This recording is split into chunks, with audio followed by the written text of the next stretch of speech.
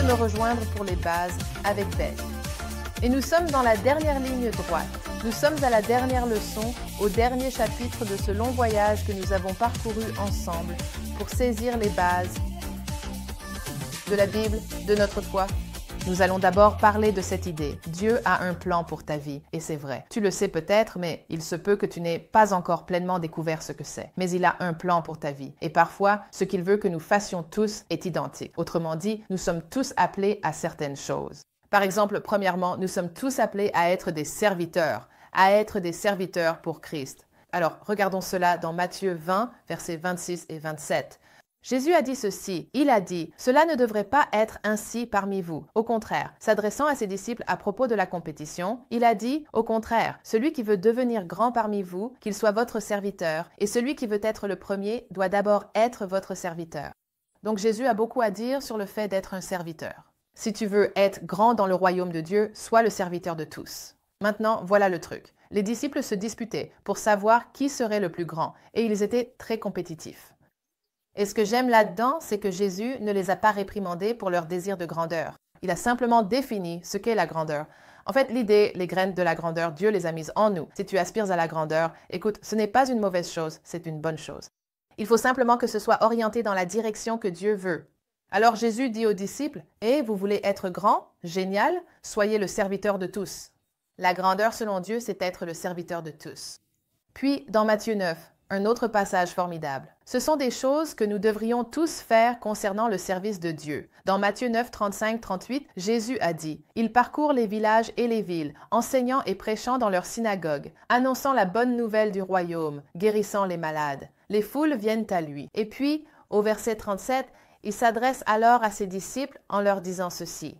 « Eh bien, la moisson est abondante, mais il y a peu d'ouvriers, de travailleurs. Priez donc le Seigneur de la moisson d'envoyer des ouvriers dans son champ. » Savez-vous que, du point de vue de Dieu, il y a toutes sortes de moissons partout dans le monde? Il y a toutes sortes de personnes, de nations, de villes, de villages, de bourgs, où les gens sont prêts à recevoir l'Évangile. Ils sont prêts à entendre la bonne nouvelle et à répondre à l'appel du Christ. La seule chose qui manque, ce n'est pas la faim, ce n'est pas une moisson mûre. Ce qui manque, ce sont des ouvriers, des travailleurs, des personnes qui iront partager l'Évangile et récolter la moisson. Et Jésus regarda les champs, dit la Bible, et il vit que les gens étaient comme des brebis sans berger. Ils étaient harcelés, désemparés, confus et erraient sans but. De quoi avaient-ils besoin? Ils avaient besoin d'ouvriers, de quelqu'un. Ils avaient besoin qu'un serviteur vienne leur apporter la bonne nouvelle. Donc c'est toi et moi. Nous pouvons tous être cette personne et nous devrions l'être. Il a dit, priez, demandez au Seigneur d'envoyer des ouvriers et pendant ce temps, dites, me voici Seigneur, envoie-moi. Soyez ouvriers. Si vous priez pour que des ouvriers soient envoyés vers vos proches, votre famille, vos amis, alors dites, Seigneur, je serai l'ouvrier, la réponse à la prière de quelqu'un d'autre. Me voici, envoie-moi pour être ouvrier. D'accord? Jusqu'ici tout va bien? Nous devrions tous être serviteurs et tous être des ouvriers envoyés pour annoncer la bonne nouvelle. Quoi d'autre savons-nous? Eh bien, nous savons que tous les chrétiens, comme nous venons de le mentionner, sont appelés à être témoins pour Christ. Cela ne dépend pas de vos dons. C'est simplement déterminé par le fait que nous sommes chrétiens et que nous avons tous une histoire. Nous avons tous été témoins. Nous pouvons tous témoigner de ce que nous avons vécu dans notre relation avec le Seigneur. Alors, écoutez ce qu'il est dit ici dans 2 Corinthiens 5, en particulier au verset 20. Il est écrit « Nous faisons donc fonction d'ambassadeurs pour Christ, comme si Dieu adressait par nous son appel. Nous vous en supplions au nom de Christ, soyez réconciliés avec Dieu. » Nous sommes les ambassadeurs de Christ. L'apôtre Paul a dit cela à propos de lui-même, et c'est vrai pour nous aussi. Nous sommes les ambassadeurs de Christ. Et savez-vous ce que fait un ambassadeur? Vous avez tous étudié les diplomates. Que font-ils? Ils vont dans une nation étrangère. Ce n'est pas leur patrie, ils n'en sont pas citoyens. C'est un endroit où ils vont résider pour un temps. Ils sont entièrement soutenus, pleinement appuyés par le pays qui les a envoyés. Et ils sont là en mission. Ils sont là pour une mission précise. En réalité, on pourrait dire qu'ils vivent un peu sur leur valise, pour ainsi dire, dans leur état d'esprit. Vous savez quoi? Nous sommes des ambassadeurs pour Christ. Notre citoyenneté est dans les cieux, dit la Bible. La terre n'est pas vraiment notre destination finale. Nous sommes citoyens du ciel et nous sommes simplement ici sur terre en mission et tout le ciel nous soutient. Et que faisons-nous? Nous devons un peu adopter l'attitude de vivre sur nos valises, dans le sens où ce n'est pas permanent. Rien de ce que nous faisons ici n'est éternel. C'est juste une petite escale sur la planète Terre pendant notre passage. Et pendant ce temps, soyons des ambassadeurs. Amen? D'accord. Donc, cette idée d'être un témoin, j'adore ça parce que c'est tout le sens de l'Évangile. C'est tout l'objectif de ce cours, s'approprier les bases afin de pouvoir aider les autres à s'approprier les bases pour que nous puissions faire des disciples, aider à conduire les gens à Christ et les ancrer dans la parole. Et Jésus nous a donné cette mission dans Matthieu 28, 18, 20, ainsi que dans Marc 16. Jésus nous a confié la grande mission. C'est notre mission. C'est une mission formidable. Quelle était-elle? Jésus a dit « Allez dans le monde entier et prêchez l'Évangile à toute créature, les baptisant au nom du Père, du Fils et du Saint-Esprit. » Et il dit « Et voici, je suis avec vous tous les jours, jusqu'à la fin du monde. » Donc, nous ne faisons pas cela seuls. J'aime la façon dont c'est décrit dans Marc 16. Jésus y donne la mission. Allez dans le monde entier, prêchez l'Évangile, faites des disciples dans toutes les nations. Et il nous dit ce que nous devons faire. Mais à la toute fin, il est dit ceci. J'adore ce passage. Dans Marc 16, à la toute fin, il est écrit « Et alors le Seigneur, Enos, fut élevé et s'assit à la droite du Père, et eux, les disciples, allèrent prêcher la parole partout. » Et le Seigneur confirmait la parole par les signes qui l'accompagnaient. C'est vraiment réconfortant, n'est-ce pas? Réfléchissez-y un instant.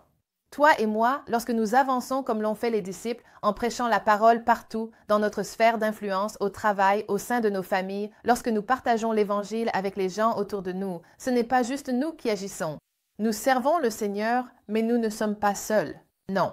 Le Seigneur œuvre avec nous, confirmant la parole que nous annonçons par des signes qui l'accompagnent. Quel genre de signes? Je ne sais pas. Ça va être intéressant. Espérons qu'on pourra regarder les vidéos quand on sera au paradis. Mais les signes sont des choses comme celle-ci. Tu partages une parole avec quelqu'un et, sans le savoir, le lendemain, quelqu'un au travail lui dit exactement la même chose. La nuit suivante, cette personne fait un rêve qui l'éveille aux choses éternelles. La semaine suivante, il se passe quelque chose qui les pousse à se dire « J'ai besoin de Dieu dans ma vie ». En fait, Dieu fait des signes tout le temps. Ils croisent quelqu'un. Ils voient un autocollant sur une voiture. Ils allument la télévision. Ils tombent sur The Basics with Beth à la télé. C'est ton signe que Dieu agit dans ta vie. Il essaie de te conduire vers ce qu'il y a de meilleur pour toi et tout commence par cette relation avec le Seigneur. Nous devons donc prendre cette grande commission et aller dans le monde entier pour prêcher l'Évangile, mais rendons cela concret. Parlons de quelques applications pratiques de cela. Romains 10. J'aime cela. Romains 10 dit « Quiconque invoquera le nom du Seigneur sera sauvé. Mais comment invoqueront-ils celui en qui ils n'ont pas cru? » Eh bien, la réponse, c'est qu'ils ne le peuvent pas. Comment peuvent-ils croire en celui dont ils n'ont pas entendu parler? Ils ne le peuvent pas. Et comment entendront-ils s'il n'y a pas de prédicateur? Ils ne le peuvent pas. C'est pour cela que toi et moi devons être ces prédicateurs. Je ne parle pas d'être prédicateur au sens traditionnel, comme devenir pasteur à plein temps. Non, je veux simplement dire que dans notre... Et ensuite, il est écrit que les pieds de ceux qui annoncent la bonne nouvelle sont beaux. Tu veux de beaux pieds. Tu veux des pieds heureux? Prêche l'Évangile. Comment les gens peuvent-ils entendre s'il n'y a pas de prédicateur? La vérité, c'est qu'ils ne peuvent pas. On ne peut pas supposer que les gens savent. Ils ne le font pas. Notre rôle, annoncer leur la bonne nouvelle. Ensuite, quand ils l'entendent, ils peuvent y croire. Quand ils y croient, ils peuvent invoquer le Seigneur. Quand ils invoquent le Seigneur, ils peuvent être sauvés. Écoutez, c'était le verset de mon appel. Certains d'entre vous connaissent mon histoire, mais je voulais être dentiste, pas prédicateur. Je voulais être dentiste. Et Dieu a touché mon cœur avec ce passage. Une responsable d'études bibliques a partagé ce passage avec moi, et quand elle l'a fait, je n'en revenais pas. En voyant ce passage, je me suis dit, « Seigneur, ils ne peuvent pas être sauvés sans croire. Ils ne peuvent pas croire sans invoquer ton nom. Ils ne peuvent pas t'invoquer s'ils n'entendent pas l'Évangile. Ils ne peuvent pas entendre l'Évangile sans prédicateur. Donc, je ne peux pas être dentiste. Je dois être prédicateur. » Cela a tellement touché mon cœur. C'est pour ça que je fais cela aujourd'hui. C'est pour ça que je fais cela à travers The Basics with Beth TV, parce que je ne pouvais pas faire autrement. C'est impératif. Maintenant, il se peut que vous ne changiez pas de carrière ni de vocation, mais j'espère que cela mettra un élan dans votre cœur au fond de vous pour prêcher l'Évangile. Amen? Amen. Très bien. Je vais vous raconter une histoire, puis 1 Corinthiens 9. Il y a des années, quand je suis devenue chrétienne, j'étais la première de ma famille à le devenir. Il se peut que vous soyez dans ce cas. Vous êtes peut-être un chrétien de première génération, comme je l'étais. Donc, j'ai l'impression que c'est un honneur et une responsabilité que Dieu vous ait choisi, que vous ayez répondu à Christ et que vous ayez été le premier dans votre famille à le faire. Que faire maintenant? C'est une responsabilité de transmettre l'Évangile au reste de votre famille. Dans mon cas, je savais que je voulais partager l'Évangile avec ma mère, mon père, ma belle-mère, mon beau-père, toutes mes sœurs et finalement leur mari. Je veux dire, je ressentais ce fardeau. Je ressentais cette urgence. Je me souviens donc d'avoir prié. Je priais pour ma famille. Seigneur, donne-moi l'occasion de partager ma foi. Je me sentais maladroit. Ça vous est déjà arrivé de vous sentir maladroit? J'avais l'impression de ne pas bien m'y prendre. Je n'arrivais pas à bien communiquer, ils ne recevaient pas le bon message. Ma mère et mes sœurs sont venues me rendre visite. J'étais sur la côte Est un été. Elles sont venues me voir. Et pendant ce voyage, je priais vraiment pour avoir cette opportunité. Un jour, nous étions en voiture et j'ai commencé à partager l'Évangile avec ma mère et mes sœurs. Je leur ai partagé Jean 14, 6, où Jésus dit « Je suis le chemin, la vérité et la vie. Nul ne vient au Père que par moi. » J'ai partagé ce verset. Ma mère me dit « Tu veux dire que si je n'accepte pas Jésus-Christ comme mon Seigneur et Sauveur personnel, je pourrais passer l'éternité en enfer? » Et j'ai répondu « Maman, ce n'est pas moi qui l'ai dit, c'est Jésus qui l'a dit. » Jean 14, 6. « Je suis le chemin, la vérité et la vie. Nul ne vient au Père que par moi. » Elle a répété une deuxième fois, elle a dit « Tu veux dire que si je n'accepte pas Jésus-Christ comme mon Seigneur et Sauveur personnel, je pourrais passer l'éternité en enfer? » J'ai dit « Maman, ce n'est pas moi qui l'ai dit. C'est Jésus qui l'a dit. Jésus a dit « Je suis le chemin, la vérité et la vie. Nul, y compris toi, y compris moi, maman, nul ne va au Père si ce n'est par lui. » Pour la troisième fois, elle me dit « Tu veux dire que si je n'accepte pas Jésus-Christ comme mon Seigneur et Sauveur personnel, je passerai l'éternité en enfer? » Je me dis d'accord, elle comprend, elle reçoit le message. J'ai dit « Oui, maman, ce n'est pas moi qui l'ai dit, c'est Jésus. » Et puis voici ce qu'elle a dit. C'est là que je veux en venir. Voici ce qu'elle a dit. Elle a dit « Si c'est vrai et si tu y crois, pourquoi t'a-t-il fallu 2 ans et demi pour en parler à ta famille? » Eh bien, ça m'a touché en plein cœur. D'abord, j'avais essayé d'en parler à ma famille, mais pas très efficacement. J'avais essayé de le vivre, mais je ne leur avais jamais prêché cela verbalement. Tout à coup, je prêche juste un verset et ma mère comprend. Et elle dit « Si c'est vrai, tu aurais dû me le dire plus tôt. Tu allais me laisser mourir sans passer l'éternité avec Dieu, ce qui, bien sûr, n'était ni mon souhait ni mon intention. Mais ce que j'aime, c'est qu'elle a compris. Elle a compris l'urgence de la chose. Est-ce que tu comprends? J'espère que oui. J'espère que tu comprends qu'on ne parle pas juste d'un christianisme gentillet, même si c'est agréable, et que c'est merveilleux et formidable d'être chrétien et d'être béni.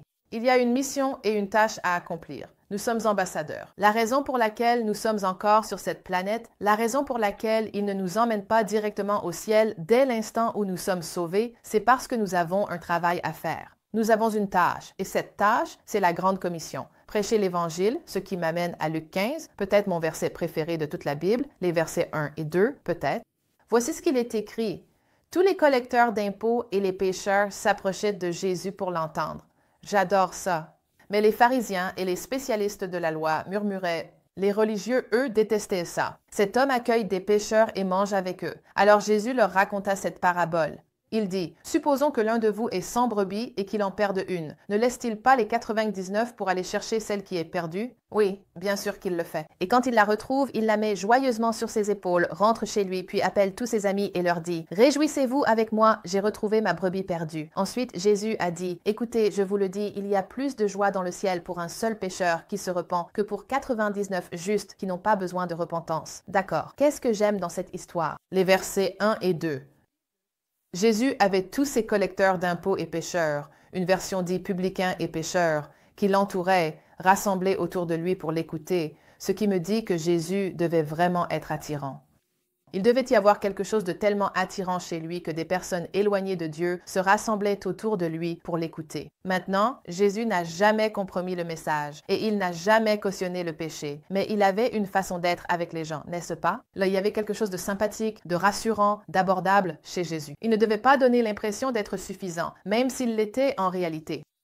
Il ne devait pas donner l'impression de repousser les gens ou de leur faire sentir qu'ils n'étaient pas assez bien ou qu'ils ne faisaient pas partie du petit reste. Vous savez, les élus figés. Non, d'une manière ou d'une autre, il mettait les gens à l'aise, même ceux qui menaient une vie de péché. Et qu'est-ce qu'il faisait? Il venait l'écouter. Il venait entendre ses paroles. Il avait des paroles. Il prononçait des paroles de vie éternelle. Et puis les religieux n'aimaient pas ça, ce qui est aussi génial. Ils n'aimaient pas ça. Mais Jésus aimait servir les perdus et je pense que c'est un grand défi pour toi et moi et c'est un grand défi pour nos églises. Sommes-nous le genre de personnes, sommes-nous le genre de chrétiens auprès desquels les non-croyants se sentent à l'aise? pas à l'aise avec nous au point de continuer à pécher parce qu'ils pensent que nous n'avons aucun témoignage, qu'on est d'accord avec le péché ou qu'on le tolère, mais sans pour autant compromettre notre message ou nos valeurs. Mais il y a quelque chose dans l'amour de Dieu en nous, quelque chose dans la joie du Seigneur, quelque chose dans l'acceptation des autres. Je veux dire, qu'est-ce qu'il y avait chez Jésus et qu'est-ce qui devrait être chez nous qui nous donne une audience, en fait, qui fait que les gens veulent écouter ce que nous avons à dire? Je ne sais pas. Je pense que c'est un grand défi et c'est un bon défi. J'ai envie d'être cette personne et je sais que toi aussi, et nous voulons être ce genre d'église qui atteignent les personnes perdues et qui font des disciples. D'accord. Laisse-moi changer de sujet alors. Nous avons parlé du fait qu'une partie de notre mission en servant Dieu est d'atteindre les perdus, de gagner les perdus. Quoi d'autre?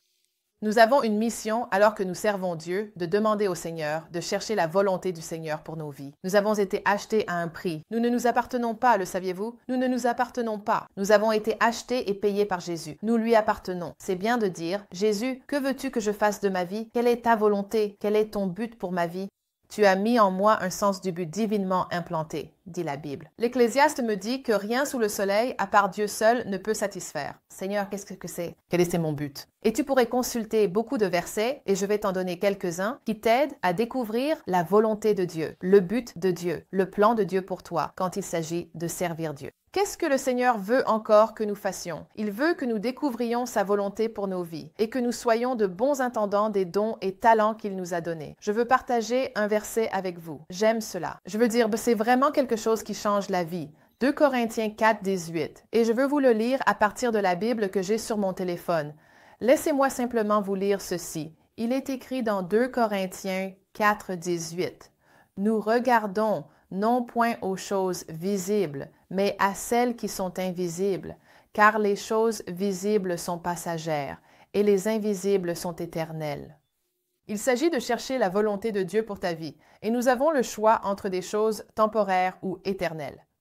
Et il dit, je ne vais pas chercher les choses qui sont temporaires, je vais chercher celles qui sont invisibles, qui sont éternelles. Eh bien, quand tu commences à faire la liste de toutes les choses temporaires que l'on voit, cette liste peut être longue comme le bras. Tu pourrais penser à toutes sortes de choses temporaires. Maison, voiture, bateau, emploi, statut, vêtements, biens matériels. Je veux dire, tu pourrais continuer comme ça. Argent. Quand tu commences à penser aux choses éternelles, fais cette liste, les choses invisibles qui sont éternelles. Eh bien, les gens, le paradis, l'enfer, c'est une courte liste. Il y a quelques autres choses que tu pourrais ajouter, mais elles restent courtes. Nous avons donc cette opportunité d'investir nos vies dans des choses soit temporaires, soit éternelles. Et j'ai entendu une illustration il y a des années que tu as peut-être déjà entendue. C'est très connu. On l'appelle l'illustration du point et de la ligne. Et en essence, c'est ceci.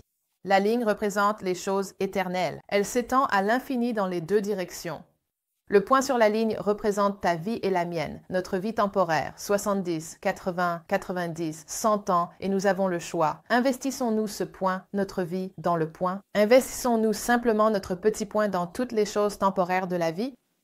Ou bien prenons-nous notre point, notre vie temporaire, et l'investissons-nous dans la ligne de l'éternité en consacrant notre vie à des choses éternelles? Les gens s'assurer qu'ils vont au paradis. La parole de Dieu, des choses qui ont une signification éternelle.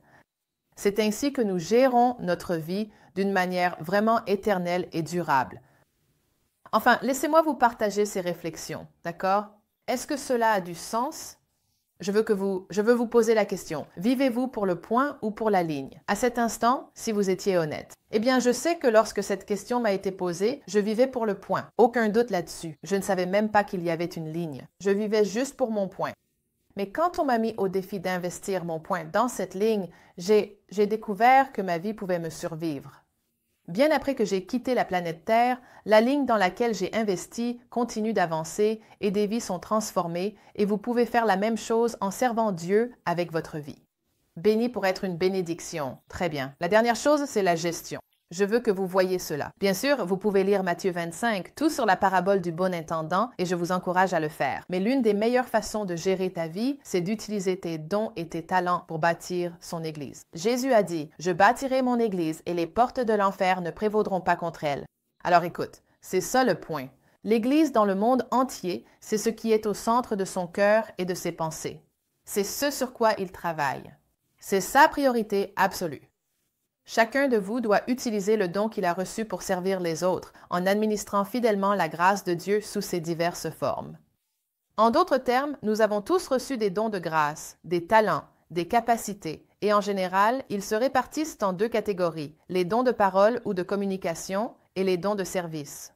Et vous devez discerner dans laquelle de ces deux catégories vos dons se situent principalement, puis utiliser ces dons pour faire avancer le royaume de Dieu, faire avancer l'Église, pour servir fidèlement les autres. Utilisez vos dons, soyez un bon intendant et contribuez à bâtir l'Église. Dans le psaume 90, il est dit ceci: « Ceux qui sont plantés dans la maison du Seigneur prospéreront. » Il y a quelque chose de particulier à ce sujet. Être enraciné dans la maison de Dieu, faire partie d'une église locale, utiliser ses dons en bon intendant pour bâtir cette chose éternelle dans laquelle Jésus est pleinement investi, cela apporte satisfaction et épanouissement. Les bénédictions de Dieu affluent vers vous. Les bénédictions de Dieu coulent à travers vous. C'est vraiment tout le monde y gagne. J'espère que tu saisis le message. J'espère qu'en concluant tout cela, en l'emballant joliment, notre mission maintenant, une fois que nous avons assimilé les bases, c'est de prendre toutes ces informations que nous avons apprises et d'aider quelqu'un d'autre à les comprendre. Allez, faisons des disciples. Et maintenant, tu as un cahier d'exercices si tu l'as ou des notes. Maintenant, tu as des outils. Vous avez des ressources. Pourquoi ne pas aller chercher quelques amis? Pourquoi ne pas inviter des collègues, des membres de ta famille, des enfants, quelqu'un du dortoir, du campus universitaire ou du lycée et leur dire « Tu sais quoi? J'ai besoin que tu passes un peu de temps avec moi. J'ai enregistré cette émission et je veux que tu t'assoies avec moi pour qu'on la regarde ensemble afin que je puisse t'aider à devenir un disciple qui, à son tour, fait des disciples. » Je me demande vraiment ce qui pourrait se passer dans le monde entier. Peu importe la langue dans laquelle tu suis ce cours avec nous ou celle du livre Getting a Grip on the Basics que tu utilises. Si tu faisais cela dans ton pays, ta ville, si nous le faisions tous, qu'est-ce que Dieu pourrait accomplir à travers nous tous? Et un jour, c'est tellement cool, un jour où nous serons tous au paradis pour une grande réunion de Getting a Grip on the Basics, où nous nous rencontrerons tous pour la première fois, partagerons et échangerons des histoires sur la façon dont nous avons décidé d'être un créateur de disciples, comment nous avons choisi d'être chrétiens et de produire des fruits éternels en servant Dieu. Je me demande juste à quel point c'est amusant. Quel genre d'histoire pourriez-vous raconter? Quel genre d'histoire pourrions-nous échanger? Alors voilà ton défi. Je te le lance. C'est ton défi. Approprions-nous les bases pour nous-mêmes et aidons le plus de personnes possible à s'approprier les bases et à devenir des disciples qui suivent Jésus de tout leur cœur. Amen. D'accord. C'est dans la boîte, tout le monde. Nous avons terminé Getting a Grip on the Basics et pourtant, ce n'est que le début. D'accord. Alors, je te retrouve dans notre prochain épisode de The Basics avec Beth. Et merci beaucoup d'avoir écouté le message d'aujourd'hui. J'espère que tu as été encouragé. N'oublie pas d'appuyer sur le bouton « Suivre » pour pouvoir profiter de tous les épisodes sur les fondamentaux de la Bible tout au long de la semaine et rester encouragé dans ta foi. Et n'oublie pas de partager ces messages avec tes amis. Si tu veux plus d'informations sur notre ministère, tu peux toujours aller sur thebasicswithbeth.com. C'est thebasicswithbeth.com. Ça a été un plaisir d'être avec toi et j'ai hâte de te retrouver la prochaine fois ici même sur pray.com.